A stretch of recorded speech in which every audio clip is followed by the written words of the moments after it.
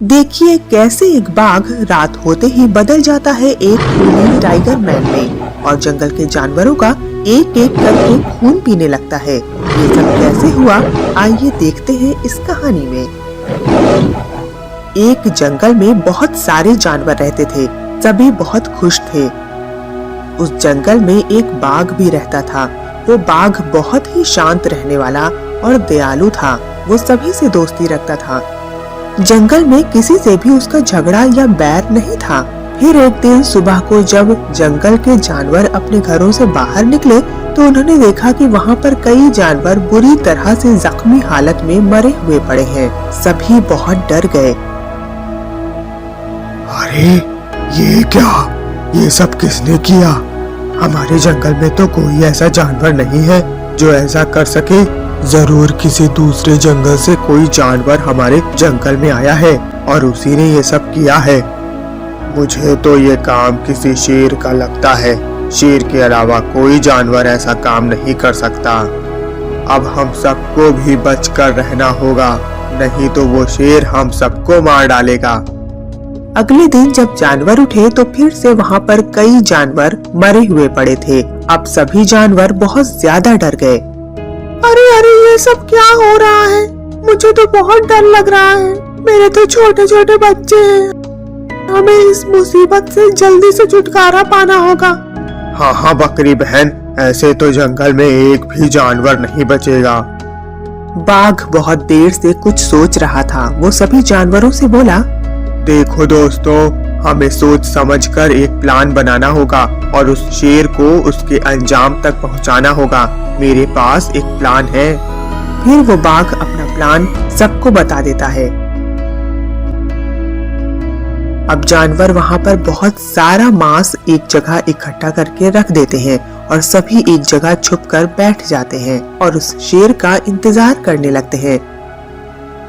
कुछ देर बाद ही शेर वहाँ पर घूमता हुआ आता है और जब वो इतना सारा मांस देखता है तो बहुत खुश हो जाता है। अरे वाह, आज तो मजा ही आ गया।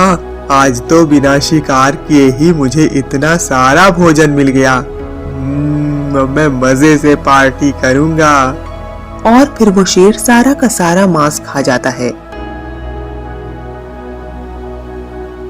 मजे मजे में वो शेर बहुत ज्यादा खा गया था और अब उससे हिला भी नहीं जा रहा था। हाँ, बहुत ज्यादा खा लिया है, अब तो हिला भी नहीं जा रहा। थोड़ी देर यहीं आराम करता हूँ, फिर आगे चलूंगा। और फिर वो शेर वहीं पर आराम करने लगता है। तभी सभी जानवर जो छुपे हुए थे बाहर निकल आते हैं और शेर पर हमला कर देते हैं। शेर ज्यादा खाने की वजह से हिल भी नहीं पाता है और जानवर उस शेर को मार मार कर बहुत ज्यादा घायल कर देते हैं। सबने समझ लिया था कि अब शेर नहीं बचेगा और सभी वहां से अपने घरों की ओर निकल गए। बाघ वहीं पर खड़ा था। शेर मुश्किल से बाघ से बोला, तुम क्या समझ रहे हो कि मुझे मारकर तुम सब बच जाओगे?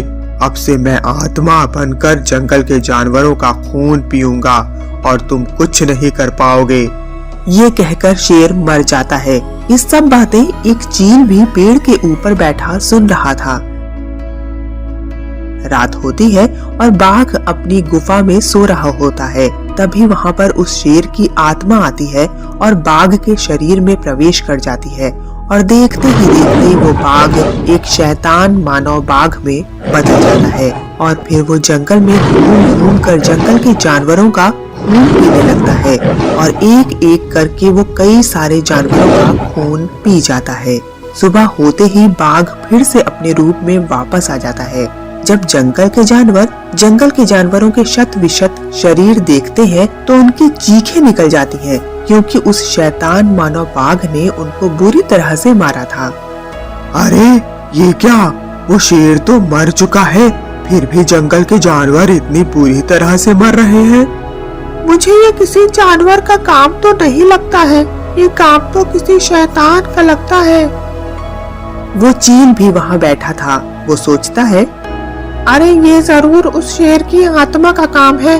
अगर मैंने उसका राज खोल दिया तो कहीं वो मुझे ही न मार डाले। नहीं, मैं नहीं बताऊंगा।